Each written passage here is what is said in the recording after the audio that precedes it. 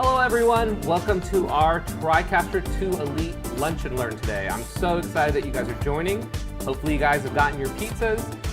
If you have any issues, please give us a call or email Matthew, sales@amitrace.com, and he can get you squared away. So today's webinar, we're going to really focus on the new NewTek product from NewTek, of course, TriCaster 2 Elite. It was just released a few weeks ago, and it has all the power that we've grown used to with our TriCasters, but it has a lot of new IP video technology built into it as well. I think it's definitely the most powerful TriCaster ever, and I'm really excited to show this to you today. So before we dig into the TriCaster, let me talk to you a little bit about IP video. If you've ever attended one of our demos or even really talked to me, I've probably mentioned IP video and NDI. I'm a little bit obsessed with IP video and NDI because I really think not only is it the future, it makes life better, it makes life more flexible, and allows you to create better content quicker. So something happened over the last couple years, right? We've been talking about IP video, we've been talking about NDI, and I know a lot of the folks watching right now do use NDI and IP video. But around March, of course, we had a global pandemic that we're still in, and that really pushed, if not shoved, IP video to the forefront. It was no longer something that we were just talking about or wanted to do for the power and flexibility. It's something that we needed. And this product, I think, takes it to the next level. So when we're talking about IP video, there's several different standards out there. The one that I focus a lot on, and the one that NewTek developed, of course, is NDI. And NDI stands for Network Digital Interface. And the way NewTek kind of thinks about IP video and SDI, or NDI and SDI, if you will, is that it's your choice. Go in either direction of what you think is important and what you need today. The products support both. So if you think of yourself as the blue ball on here, you can be in a fully SDI workflow and not use IP video at all. Or you can be in a fully IP workflow and not use SDI video at all. But most of my users are somewhere in the middle. They use IP when it's necessary or when it's flexible and needed, and they use SDI when it's needed. And that's really the power of the NewTek products, especially the TriCaster 2 Elite. It gives you the full feature set of SDI in terms of the number of inputs and outputs, but it also gives you 32 NDI inputs. So you really have the flexibility to live in either world. Let's talk a little bit more about NDI. NDI, of course, is NewTek's IP protocol, and it stands for Network Digital Interface.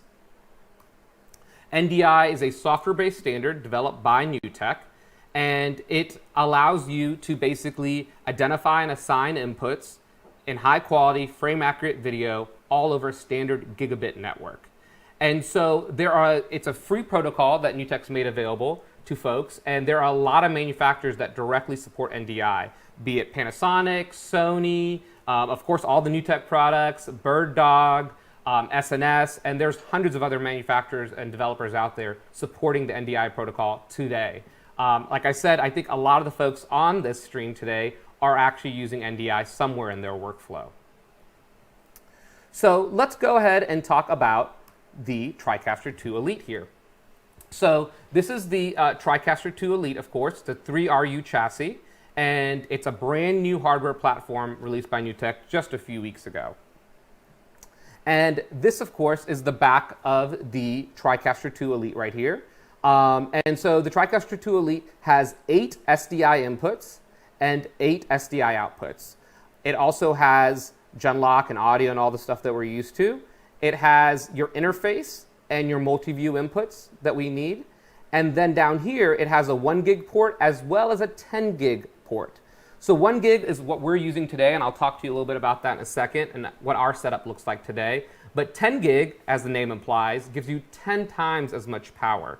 So let's say you are bringing in 32 4K NDI sources, you should really be considering a 10 gig network. Now, what we're doing is all HD. Well, that's not true. My camera is actually 4K, but most of what I'm doing is HD. I'm only bringing in about 10 or 12 sources today. And so my network is built around the 1 gig port. And just to show you, I'm actually at home. Again, global pandemic, so we're working from home. And this is just my home office, and I just plugged everything in to my home network. I didn't even set up a separate network. For a production this small, I just set it up yesterday, and we're just using our standard 1 gig network. It's actually on my AT&T router. I wouldn't necessarily recommend that. I think setting up a separate one would probably be smarter. But for what we're doing, this works fantastic. So it really was plug and play. Plugged everything into our switch, and here we are. So now that we're looking at this, let's go ahead and take a quick look at the TriCaster 2 Elite. I'm going to have Philip play me a video here. TriCaster 2 Elite gives you better than broadcast features to produce your very own live show. It blends superior production tools and IP workflows like no other. Plug in 8 hardware inputs and the ability to bring in up to 32 total live video sources for cameras, computers, gaming systems, and so much more. TriCaster 2 Elite allows you to switch between all these sources using built-in or custom animated transitions. With 8 hardware outputs, along with an additional 8 network outputs, you can route video sources to all kinds of devices like monitors, video walls, projectors, and more. No matter the shape or size of your video, TriCaster's uncompromising flexibility can combine multiple aspect ratios and resolutions up to 4K 60p and mixes them together to create your show. Take a simple green screen setup like this and quickly key out the background to use your shot into virtual sets or use them as a video source to layer on top of your video using downstream keyers. It also gives you the ability to bring in everything from names to titles to real-time data using dynamic animated titling tools and layer them directly into your broadcast. With 4 DDR media players, you can play back pre-produced video segments directly into your production. You can also mix, route, and even process various audio signals using the TriCaster 2 Elite's built-in mixing tools. Bring in guests from anywhere on the planet using the new Live Call Connect feature using Skype, Microsoft Teams, Zoom, and many more. Create your script in Microsoft Word, add some simple text-based commands, and TriCaster 2 Elite can send your script out as a teleprompter-ready video signal and have the script run the show for you. Record a master recording of your show and record individual channels for post-production, instant replay, and more using powerful ISO recording tools. TriCaster's live streaming engine makes it easy to connect to your favorite content delivery network to deliver multiple feeds to audiences all around the world. TriCaster 2 Elite, setting new standards in how video is made and seen. So this is our TriCaster 2 Elite interface. If you've used any modern TriCaster, you'll notice the interface is very similar. So of course, if you're coming from a TC1, a 410 Plus, a Mini, this interface is going to look very, very familiar. Even if you're coming with an older platform from the 8000 or the 860 or the 460 with Advanced Edition, this platform is going to look very, very familiar. You're going to have a very low learning curve. And so in here, of course, we've got our dashboard up here where we can stream and record. You've got your workspaces, so we can configure not only this interface, but as well as our multiple multi-views, because we can have more than one multi-view, of course. You've got all your inputs in here, so you can see that I'm looking at my first 12 here, of course, but I can go to my other banks and get up to my 32 inputs that are available. You, of course, also have 8 MEs now, rather than 4.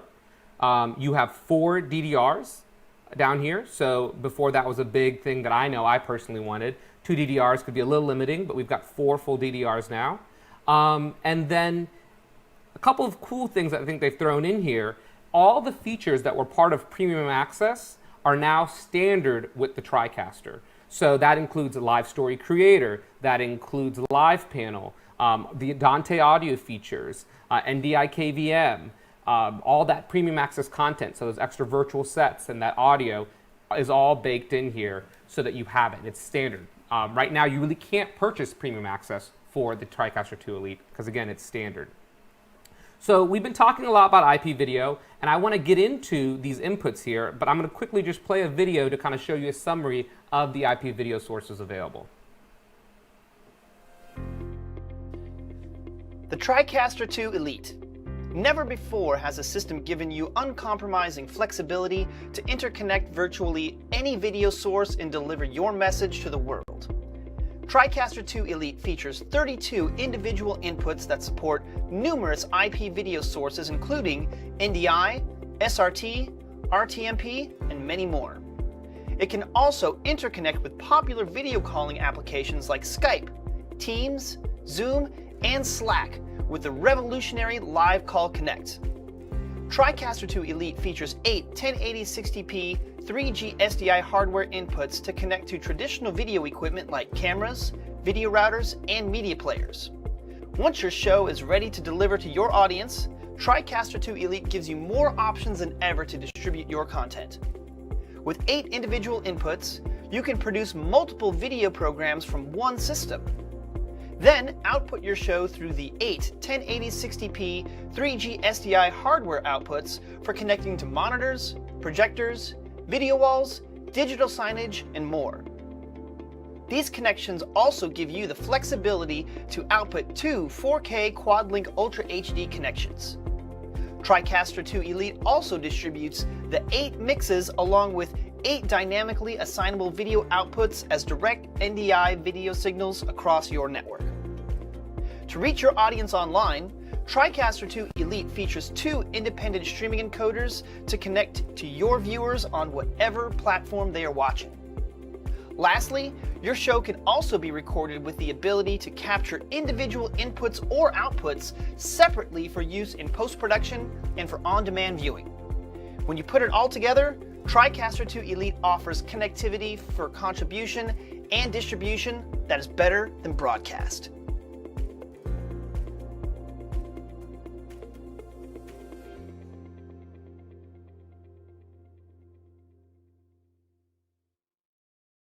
So I forgot to mention this at the beginning. We are live, so please ask us any questions. The more interactive we make this, the more fun it will be. So any questions you've got, just post on the chat. Philip's right over here, and he'll pass them on to me, and we can answer them for you. So to show you the inputs now, I'm going to actually use one of my favorite NDI applications. It's the iPhone camera, the NDI HX iPhone camera app right here. So I have that launched. I have the little blue light here lit up, and so it's on here. And I'm going to go to my interface now, and I'm going to go under Input to Source, and there's my iPhone. So I'm going to click on that, and there's my iPhone. Right now I'm just pointing to my desk, so that's what we see. But I'm going to show you my workspace here a little bit. So, and again, I don't have my little, I'm just doing this with my hand. So that's essentially my TriCaster interface. So this is the interface on the left side. On the right side is Live Call Connect, and you can see all our friends over here already. We're going to show that in just a few minutes as well. And then I, of course, have my laptop that's just connected over Wi-Fi. That's coming in as an NDI source as well. And then my camera is right here. That's my NDI HX 4K camera from NewTek. It's the Ultra HD PTZ. And so if we look at this, you're going to notice that there is one network cable that's carrying my video, audio, control, tally, and it'll even do audio. Oh, I said power. That's the last one. It will also do power. Now, the power requirement is PoE++. That's a new standard. So you have to make sure that you have PoE++ available. It's a pretty big camera. It needs a lot of power. But this is a 4K NDI HX2 camera, all over NDI here. And then over here, we also have Philip, keeping 6 feet apart here, and he is handling our stream for us. So he's taking my output and sending it to YouTube, and so that's the TriCaster Mini.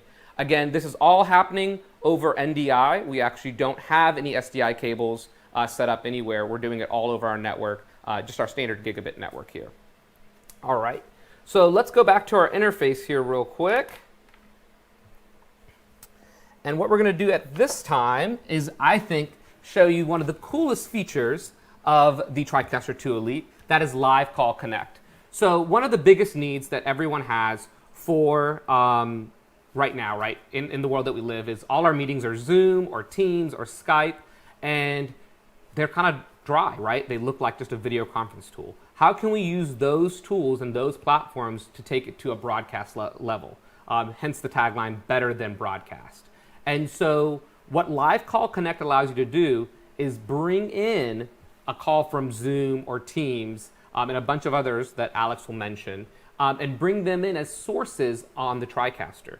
So we've already talked about all our NDI sources. Let's now take a look at our Live Call Connect.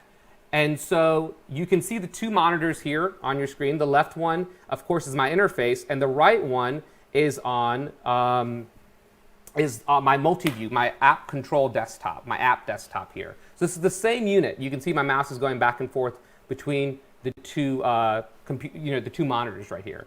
And so this is just a standard Zoom meeting. If I go in here, you can see it's just a standard Zoom meeting. I can move things around. There's Alex and me and so on and so forth. And so once I have my Zoom meeting going, I'm going to actually go to my interface. I'm going to hit the live button here. And as soon as I hit the live button, you'll notice that my inputs 9, 10, 11, and 12 populated. And Philip might be able to zoom in here to show us that on the interface. I'm kind of calling this in real time. Not the best director for him. But you can see that you've got inputs 9, 10, 11, and 12. And so under each input here, I can go, and you can see the source is local, Zoom, caller 1, caller 2, caller 3, so on. And I can have up to 9 callers coming in simultaneously. You can also bring in the full application. This is great if you want to bring in like a YouTube feed or a web page or whatever. That's also possible through this. All right, so I got all my callers in here, and I'm going to go ahead and make sure my audio is unmuted for them. And I'm going to put on my headphones so I can hear them. And now let's go ahead and talk to our callers. So the first thing I'm going to do is I'm just going to talk to each person and say hi to them. So I'll start with Alexander here. He's input number 11. Hey, Alex, how's it going? Hello. It's going good over here. You got your pizza yet? Yeah, right before we started. Managed to grab a slice before we hopped on. Awesome. And then I'm going to go to Jason over here. Hey, Jason. Hey, how are you today? Doing good. Thanks for joining us. I'm actually going to go to one of my MEs here so we can see all of us. And I'm going to change my ME1 so it's actually, where did I go here? ME1 here. So there we go. Well, a little bit. There we go. I just got to find myself on here. Where is Alex? There he is, input 9. So there's Alex. How's it going, Alex? Doing very well for us. Thanks for having me in. Absolutely. So I'm going to ask you a few questions, if you don't mind. Alex Udell from NewTek. Sure. For the Southeast. So he's going to kind of explain some of the new features that are part of Live Call Connect here. So one of my big questions were, what platforms were supported with Live Call Connect? So we are rolling out the following as the introductory platforms. And remember, TriCaster is a software-based platform at heart, running on our select hardware. So, I would expect that as marketing demands that other platforms be supported, if engineering is capable of facilitating those, we might expect that this list would expand over time. But today, it's Zoom meetings, Slack, Discord, Tencent, which is apparently very popular in Asia as well. And so I would say that those is what I would classify as the Live Call Connect portions of the application. And of course, we still have support for 2 embedded channels of Skype TX to use the traditional ways with either a talk show or just connecting with the Skype TX platform to bring those calls individually as well. Sweet. One of the things that I wanted to ask about was, what exactly is the magic going on? I mean, is it looping something? Is it grabbing an NDI feed? How does this whole thing work?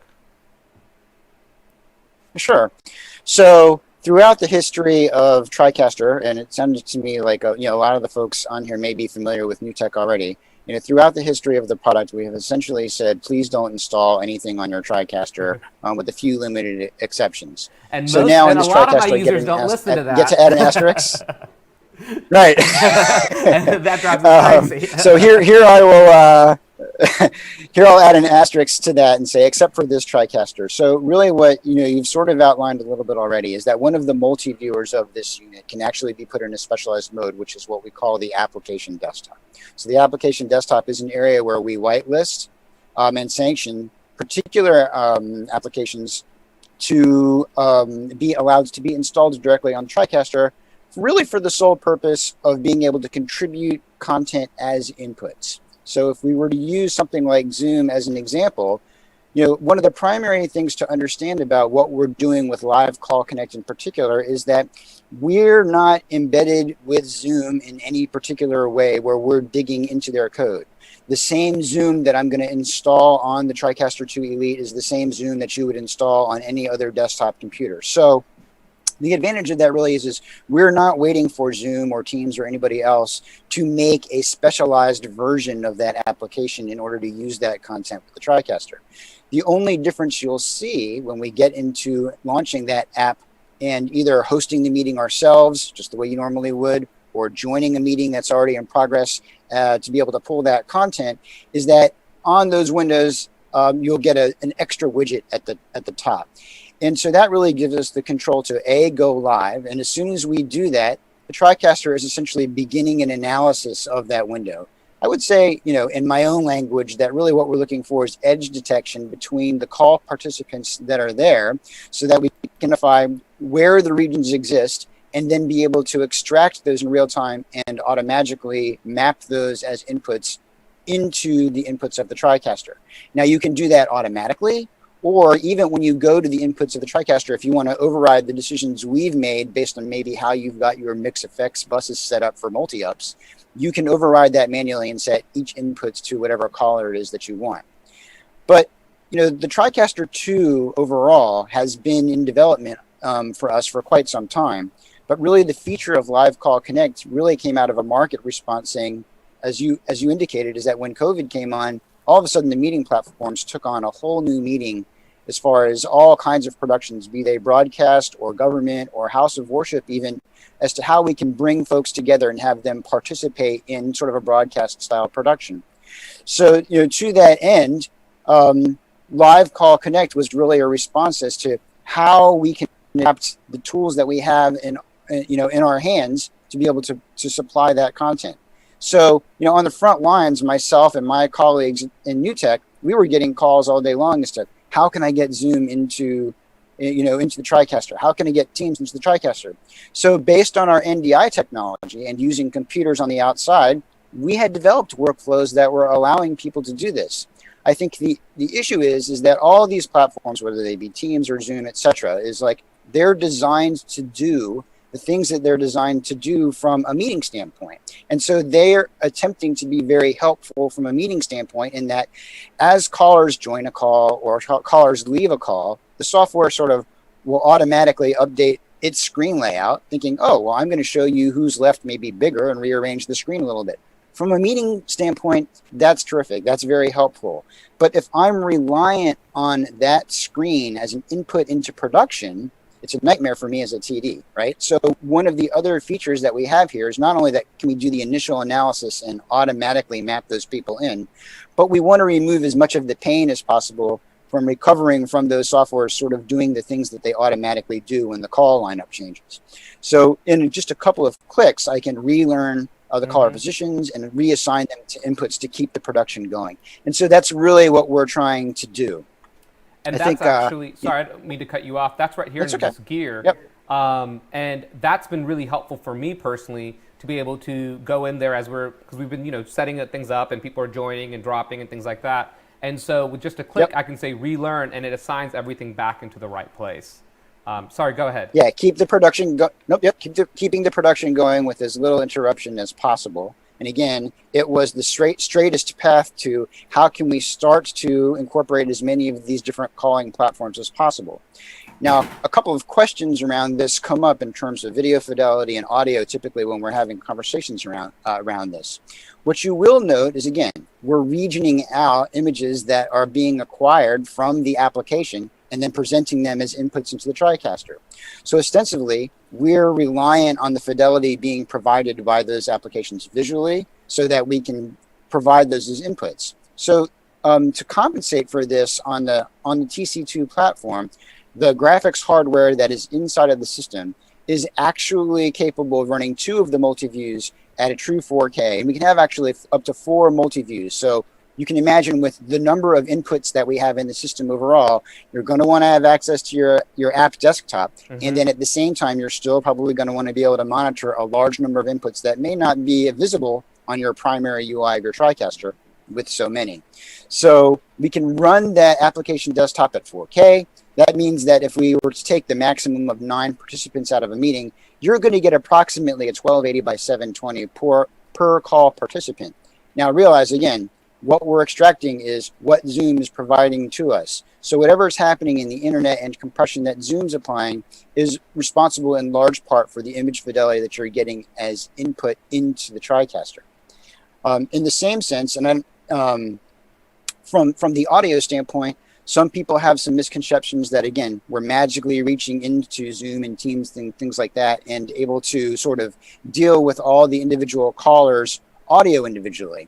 Really what we're looking at is I am dealing with a party line, and at the end of the day. So within the audio mix bus of the TriCaster, what we have is a special audio slider, which we've labeled actually apps, which is really pulling in the sum of whatever's coming in from one of those platforms so that we can use it. Now, I will say that if you have the luxury of being the one that's hosting the meeting inside of a Live Connect session, then you have the ability to, say, mute individual callers from that calling platform. So you can sort of manage that for the people that in the age of COVID might have their kids running around in the background making some ancillary noise, so you don't necessarily want to have that in your production. And also for that input overall, we still have our common dynamics tools, EQs, and noise gating that's available for that input to help compensate and keep the levels between callers where, they might not necessarily have a full-blown, audio mixer and professional microphone system. We can sort of compensate for that a little bit as far as the input is concerned. Also importantly, we've got talkback, on those party line calls. So as a producer, you are able to address those people at the far end that are participating in that as panelists, let's classify them as, participating in the production without your cues to them going out to the wider audience that might be viewing. So, a lot of really great features in the software. And again, ultimately what you're seeing here, and part of what ties back into this better than broadcast message is not that the image fidelity is necessarily better than broadcast. What we're talking about is the ability to the variety of sources that can come in, whether they be local SDI, local NDI, sources from virtual meeting rooms or other remote platforms or computer platforms. All these various frame rates and sources can be put together comprehensively into a finished production and then delivered also to multiple audiences simultaneously. That's what we're talking about when we're talking about better than broadcast with the TriCaster 2 Elite. That was a lot of information. I would unpack a lot of that because a lot of that's really exciting. That's please do. I've seen several of your demos, as we work together, sure. And they're always awesome.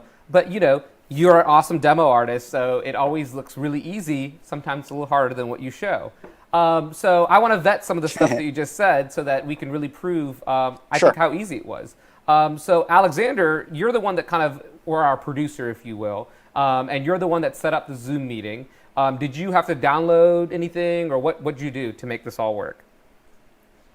It was as easy as just starting a new meeting, sending out the invitations, and then clicking start and waiting for everybody to join. There's no change in the procedure, no additional software, nothing. And he just made me an additional participant in the meeting, right? So I'm, this is hooked up to my TriCaster here, of course. So he just sent me an invite, and I just joined the same meeting. And Jason, I know that you are just joining us as a viewer here. Did you have to download anything unique, or was it just a standard Zoom call like always? No, I just received a link and I was able to click it and it pulled everything right up. So the other interesting thing to me was that we've talked about audio a lot, right? And if anyone's done any sort of mix minus audio mixing for Skype or any of these caller platforms when you're trying to do remote and trying to create separate mix minus audio, right? And mix minus audio is basically saying, hey, I'm trying to create a separate feed for each person so they get everything but themselves. It's hard. It's confusing. It's hard. And it's hard for one person to kind of manage 7 or 8 different feeds that they're trying to create, plus their whole broadcast. And it does work well, but it's complicated to set up. And so when folks were talking about using this, and it's all going to be one mixed line, I was concerned. I was going to go, hey, how's the echo going to work? How's this going to work? How's that going to work? It's all doing it all in one thing. The thing I forget is that Zoom and Teams and all these platforms, we're doing conference calls all day, every day, and it's working fantastic. And so this setup was just that easy, right? Right now, we're not doing anything special. We're on a big party line, if you will, and we're just talking, and the audio's coming in. No configuration. It just kind of simply works because of the power of these platforms that make it really simple for you. So right now, everyone's kind of managing everything on their own, and it's just coming in, just like you would do on a standard Zoom call, right? Or Teams call, like, hey, mute yourself unless you're talking. From a workflow perspective, the way I see this is essentially you have some sort of producer. That can be the person on the TriCaster or someone separate that's the producer that can manage muting and unmuting folks or kind of making sure the right people are getting admitted and things like that. So it's the same idea, and what's nice is that you're using the same tools that producers are familiar with. In this day and age, almost everyone can now use Zoom. They've had to learn how to do it. So it's the same tools that we're very much used to. It makes it really simple to kind of go down that platform. I was trying to think if I had one more thought for you, Alex, before I let you go. Oh, actually, the other question I had for you, Alex, is how has it been working for everyone? I mean, what do you think? What's been the response? The response has been overwhelmingly positive in terms of live call in particular. I think people that have been on older platforms too, where they liked the idea that something like our TC1 did have 16 inputs, but maybe they didn't want to give up those MEs and just that local SDI. Some people have their SDI infrastructure, and though they sort of use NDI in an ancillary way, really just want to be able to run and gun and plug cables directly in. From both of those standpoints, it has been, the response has been overwhelmingly positive. It's been pretty easy for people to set up and just get going with, like you mentioned. I will say that there was a point of clarification, which is represented pretty specifically on our tech specs now, which is really what we're looking at is meeting room type applications. So even within the Zoom environment, you'll notice that they sort of divide that up between Zoom meeting rooms and Zoom webinar. Really what we're designed to work with at this time is the Zoom meeting room. But overall, that still doesn't preclude you from dealing with the webinar, because remember, as a sort of Swiss Army knife that not only the unit itself provides, but tools like NDI provide. Remember that we still have NDI feeds locally coming out of this. So through an aux computer on the outside, you can still create that webinar, use NDI virtual input, and get back to one or more audiences that way. So generally, even if it's not push button here, there's still a workflow, a Swiss Army way in some way to reach the audiences that you need to reach, using our technology. Absolutely. I think one of the things, and I'm not trying to oversell this, I promise, I've seen, again, your demos, and I was like, I can't wait to kind of try to use this and see what the setup was like. And so we had set aside time yesterday at 3:30 to kind of put these folks together, and we were kind of going to do a practice demo, right, to make sure it all was working correctly. And so we kind of were setting this up. Setup was just simply hitting the live button, right? Joining the Zoom call, hitting the live button, and we were, kind of talking and stuff. And then all of a sudden, we actually went into a team meeting because it was just working so well. And I think that's just amazing. I mean, every other time I've tried to do this, obviously, it's very orchestrated, right? It has to be like, okay, we're going to go to you, and then this is going to happen, and you can't talk during this, so on and so forth. By having the platforms integrated, it was just, let's hit live, and we started talking, to make sure everything was working. And like I said, it just flowed into a group meeting for us to talk about other projects that we were working on and so forth. So it was very, very cool. It was very, very cool. Excellent. The next thing I want to kind of get into here real quick is, so this platform is great for when we're looking at doing, bringing in Zoom calls, bringing in Teams calls, bringing in those different platforms in. But let's say I wanted to bring in a camera feed, a high quality camera feed that I have control over the internet. So let's say I want to bring in a feed I'm in Atlanta, from Beaufort, Georgia, or even New York, or wherever in the world I want to bring it from. What sort of options do I have where I have more control of the quality? And that would be SRT. SRT is a protocol that's widely been adopted by many different manufacturers that packages video up and basically pushes it across the internet, over the open internet. So, for example, I have, let me pull over here, I have Alex set up in here, and he has an SRT feed that he created in Buford for me. And so what I think he did, Alex, and you can chime in whenever you want to here, you essentially just gave me, what information did you give me? All we had to do was gave you my public IP address and some port forwarding on both of our firewalls on the modem level. And that was pretty much it. There's a little bit of configuration with caller versus listener modes for SRT, but that just means the caller talks to the listener to initiate the connection while the listener just sits there passively waiting. So in this case, you are the listener, and folks could connect to basically you. Now, I connected, of course. You can see my server URL and then the port that he specified. He just picked this port, and this is his public IP address here. And so we were able to type these things in and then essentially get that feed. Now, Alex, what blocks everyone from getting that feed? Now, everyone just saw the IP address and the port. Can everyone just log into your into this feed now? Normally, you'd need the port, and obviously that wouldn't be public information. But in addition, SRT also allows the possibility for passworded connections. To say, hey, my listener will only accept this connection if you give me the passcode 12345, and just prevents it on the actual protocol level. Perfect. Can you come to me now, my interface? Thank you, Alex. I'm going to connect to you here over here. So under source, I can go to local, and then that's the stream I just created. So I'm going to click on it, and it takes a second because it's got to go out there and connect to it. And so this is the feed that Alex has created on his computer. I believe he's using vMix to create this SRT feed, and it's basically sending this feed to me in real time.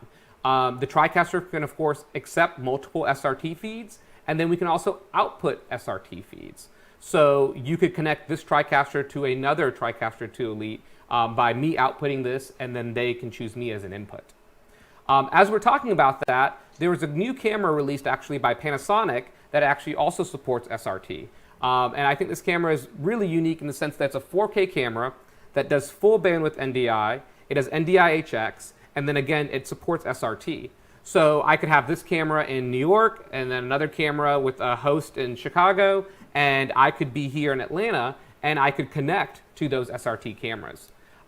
In this workflow, I would definitely recommend that it's something that you set up, and that it's somewhat static, right? It's not like a run and gun solution like Live View, where you would basically move from location to location, multiple times a day.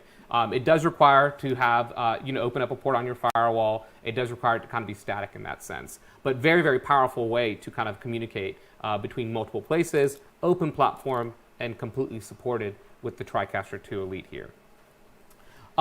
Let's see what else I want to cover here. So we've got our IP feeds come in. Any questions there, Philip? Yes, not about IP feeds, but okay. Cody would like to know if it does up-down cross-converting. Yes. So TriCaster has always been very, very powerful in the sense of up-down cross-converting. So we accept everything from SD, HD, 4K, 16:9, 4:3, square video. We can rotate our video. We can make our video, our output configuration also can be different aspect ratios and can be rotated. Extremely flexible in terms of what we can do there. So if you look at my interface, this is on the output here. You can see that, Philip, can you show my interface? Thank you. You can see that I've got my resolutions here for my outputs. So I can choose the session resolution, which could go all the way up to 4K, or I could choose anything below that, 4:3 and 16:9. And then I also have my transform controls here. That's for my outputs and then as well as my inputs, right? So I can bring in different resolution inputs and media playback for that matter. I can bring in SD, HD, 4K, and it'll cross-convert all that stuff for you.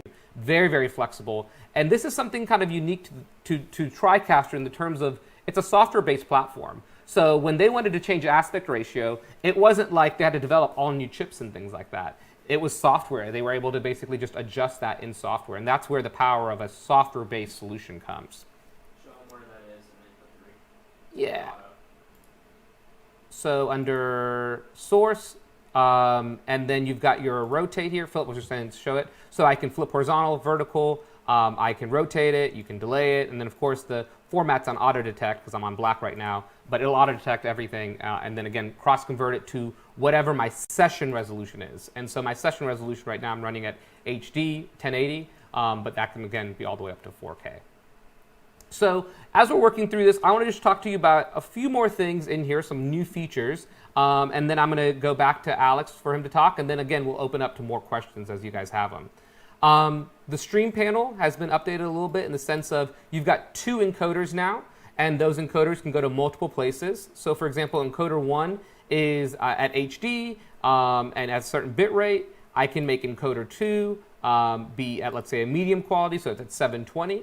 They can both be encoding different feeds. So one could be encoding program out, another one could just be doing picture-in-picture or whatever I might have there.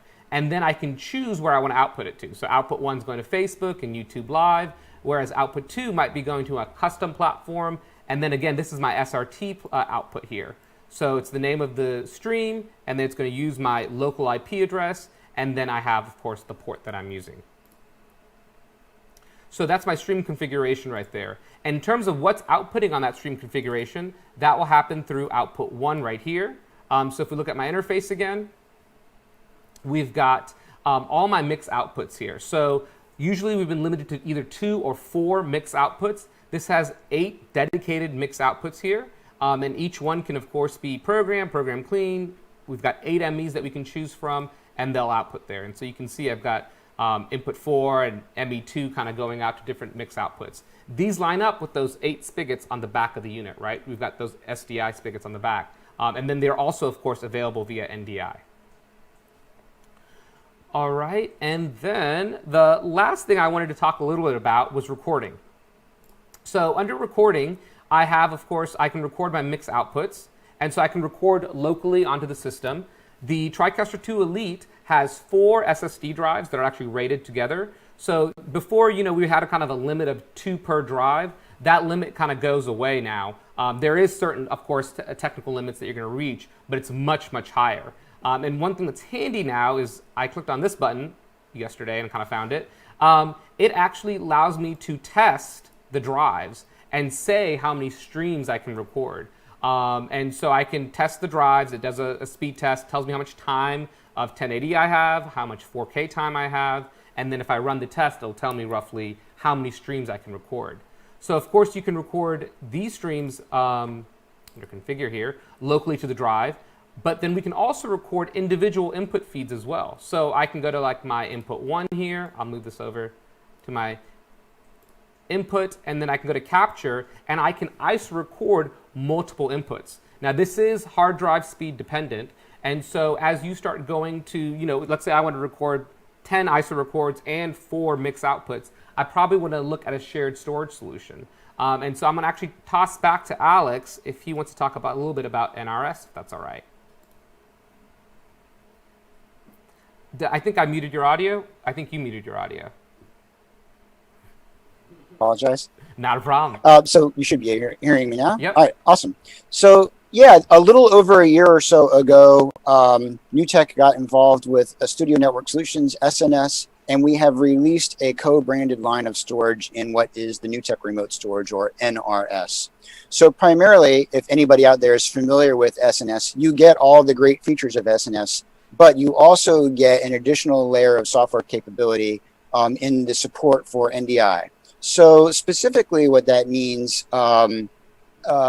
is that even without instituting a record from any external device through a normal sharing mechanism that you might do on a network and pointing it at the NRS is actually capable of viewing and seeing all the NDI feeds that are out there, and you can simultaneously roll on and have rights to file multiple files at the same time in the NewTek NDI format and write those files natively to disk. And I actually just worked with them and received an update where growing files, where the record is actually initiated from the NRS side, are actually supported in a post-production workflow. So the first thing, as you alluded to, Faraz, that NRS and external storage really brings to the forefront is it's going to increase both the number of streams that can be recorded simultaneously and also the capacity. So I can do many more records, and I can record for a much longer amount of time. So just from enabling the individual TriCaster production user that greater sense of capacity, NRS is a great tool. But beyond that, it also has the throughput to really start to enable work group workflow. So I can record material to it, and editors on that platform, editors that might be attached to that storage as well, can pick up those files and actually use them in an editorial. And that's true even if the files are still being recorded. So if you're in the type of production where you've got to close the loop or close the gaps in terms of being timely with the content that's being reintroduced into the production that you're currently in, or repackaging those assets, being able to start the editing process while you're still recording is a pretty big deal. I will say too that some of the things that I'm tooling up on myself and becoming more familiar with from the SNS side of the equation is a lot of people that we talk to that might have a post-production leg of their business or arm of their business, might be involved with a shared storage platform already that their editors may be working with. I would say that if a TriCaster is part of your production, an NRS platform can still be an important part overall, because not only do we get the capacity and the NDI capability, but as a platform, the NRS brings a whole suite of media asset management in that it can index its own assets. It can index other volumes throughout your facility that you give it permission to do so.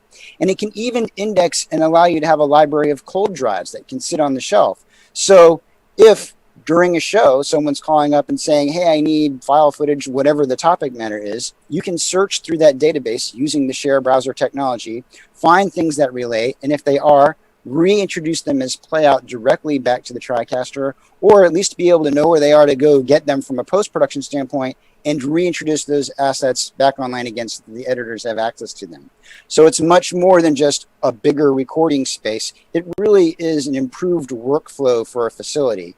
Even if you're already involved with a volume of storage for your work group already, there's benefits to getting involved with NRS. Absolutely. So that we could play back those clips in the DDR, and then we could also just play them directly out, right? So if you had a long looping background, it actually has NDI playout channels on it, essentially. That's correct. The other thing too that a good work colleague of mine, if you guys are interested, Kane Peterson, came up with some interesting scripts that actually allow you to find files, and when your NRS is attached to the TriCaster as a share, reintroduce files from the outside directly as files inside of the DDR. So people can search and find material using the share browser and actually publish them into the DDR so that the director running the TriCaster show actually has access to them at the exact time they need it, and it doesn't involve multiple people. So it really does, again, along with tools like Live Panel, start to allow you to segment that workflow between all your team members to pull the production off. And then looking at that workflow, right, to close that loop, if you were opening up, let's say, a growing file in Premiere, because you guys have the free Premiere plugins that will allow you to bring that right in, you could be editing a currently growing file, editing it, and then the output of it could go right back out into the TriCaster. And you could almost create a loop. You know what I'm saying? Like, let's say you were recording a sports game and you wanted to create a halftime highlight reel or whatever. You could essentially grab those clips real quick and then just edit them. Yeah, I mean, you're going to get all the polishing capabilities that something like a Premiere is going to give you in terms of being able to pull one, or even I've demonstrated for folks multicam capability. So I'm recording my line cut, maybe clean without graphics. I'm ISO recording multiple channels of multiple ISO cams. I'm playing along through my line cut in Premiere, so someone can be switching and I'm seeing where I've made the switches. Oops, I don't like where he went, what angle he chose there, or maybe I went a little bit, too late. I'd like to get to that a little bit early. A couple of splices in the Premiere timeline with a multicam edit, and I've essentially redone what the director did, for later repurposing. Or if I want to, again, as you note, I can essentially take the play out of that timeline as an NDI feed and take that as an input directly back into the TriCaster again, completing that circle of live production. Very nice. Very cool. So we're running a little short on time now, but are there any more questions, Philip? Great. So I just want to show a few more things in terms of the TriCaster 2 Elite. Again, there's a ton of features packed into this, but I just want to talk a few more key things. One of the things that we talked about was that... I'll point out, sorry. No, please. So I wanted to point out one thing. No, you talked about it before. Again, realize that on the TC2 Elite specifically, because we have the 8 outs, this is the first 4K unit from a NewTek that actually will allow 2 unique 4K outs. So when you're in a 4K session on the TriCaster 2 Elite, I actually get 2 mappable independent 4K outputs from. One of the interesting things... No, I appreciate that, Alex. It actually reminds me, one of the unique things that I've seen happening that people are discussing with TC2 Elite is that, they might have, a different switcher or a hardware-based platform that they just bought a few months ago or a year ago or whatever. And so they're not ready to make the jump to replace their whole switcher or their workflow yet. But because of the 8 outputs and the 8 inputs, folks are using the TriCaster 2 Elite almost as an NDI converter, right? Bring a bunch of SDI inputs, convert them to NDI, and then I want to output a bunch of NDI stuff. I have another customer that's actually interested in just using this as basically to convert all the Zoom calls or the Teams calls into dedicated SDI outputs, and that's all they're doing with it. And it still makes sense for them and their workflow. It's a cost-effective option for them. So those 8 in and 8 out is really, really important. I completely agree, Alex. I think that's a key thing. Since we're running a little tight on time here, I want to go ahead and just talk about kind of the options of the control surface, and then we'll kind of wrap it up. And Alex, I'll come back to you at the end if you have anything you want to add or questions like that. So of course you've got the 1RU, the 3RU chassis. This is the mainframe. And then you have 2 options for control surfaces that are compatible. There are only these 2 control surfaces that are compatible. You've got the 2-stripe. This has LED readouts, and it's IP-based, so it uses an Ethernet connection and separate power. I love the LED readouts. So on the inputs themselves, you'll actually be able to see the names that you've named them in the TriCaster software. And then on the bottom right here is actually the media playback, and you'll see the clip playback names as you update. So I think that's super, super handy. And then they have the large 4-stripe control surface, and this is a big control surface. It's going to take up your whole desk. It's literally a little bit more than double the size of the 2-stripe. The 2-stripe's a little bit bigger than even, a TC8000 control surface. And then, like I said, the 4-stripe is quite large, quite impressive, and very powerful. You're going to be able to control 4 MEs simultaneously, and you can assign them back and forth. Really, really fun to work with that 4-stripe. All 3 of these products, of course, have trade-in options. So if you have a TC860 or 850 for that matter, an old control surface, whatever, I feel like NewTek's offering pretty good value for those trade-ins, especially for a product that might be 7 or 8 years old. You can trade in and get to this new platform and save a good chunk of change. I think we're about to wrap up. I didn't know, Alex, if you want to add anything at the end. In terms of demos and, talking to us about virtual demos. I know you do a lot of those out there.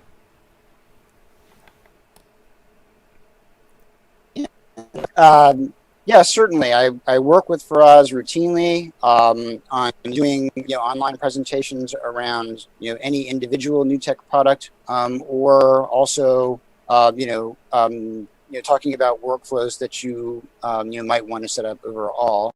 That might include a variety of products. But, obviously, Amitrace has been a fantastic partner to NewTek over the years. And so, if you're in the Atlanta area or Georgia area, or even wider than, and are, looking for things related to NewTek, you couldn't ask for a more qualified partner. So, schedule those demos with Faraz, and he'll work with me. We'll line up a time and we'll all get together in virtual land and talk about how to solve any workflow issues or problems you might have. The virtual demos are awesome that Alex does. He has the TC2 Elite, he has the TriCaster Mini. It's a really slick demo. Typically it's done through Teams. Alex keeps them really compact, under an hour typically, and also allows for plenty of Q&A. So this is just, a little taste of some of the things that you'll see, and we really focused on Live Call Connect and IP video. But if you want to see all the other features and production capabilities of it, really highly recommend you reach out to us, sales@amitrace.com, or just reply back to one of our emails and we can get a virtual demo scheduled for you. Are there any more questions there, Philip? No, you just answered it. Oh, awesome. I think I answered all the questions. And down the line, if you guys want to see how the Zoom Call Connect works, or any of the platforms, I'm happy to set up kind of a Zoom meeting for folks to join. Just reach out to us and you can kind of see how that interaction works back and forth between the Zoom call. I think seeing it with your own call and your own camera makes this seem like a lot more practical. Again, setting it up was just a breeze, and it just makes sense to do your team meetings and presentations using this platform. I'm going to go ahead and sign off, but if there's any more questions, please feel free to reach out over the chat, or you can always email. Again, thank you so much for watching, and I'll see you next time. TriCaster 2 Elite gives you the ability to use virtually any video conferencing tool like Skype, Microsoft Teams, Zoom, and many more, and bring them together into your show with Live Call Connect. Live Call Connect allows remote contributors to be brought in as individual sources. Those sources can then be used just like any other video source connected to a production switcher without having to worry about frame rates or resolutions. Remote guests can join your show using any device. Once they are connected, the TriCaster 2 Elite can take their video source and mix them into professional layouts with graphics, titles, and animations. In today's rapidly changing production environments, Live Call Connect gives content creators the tools to create their shows that are better than broadcast.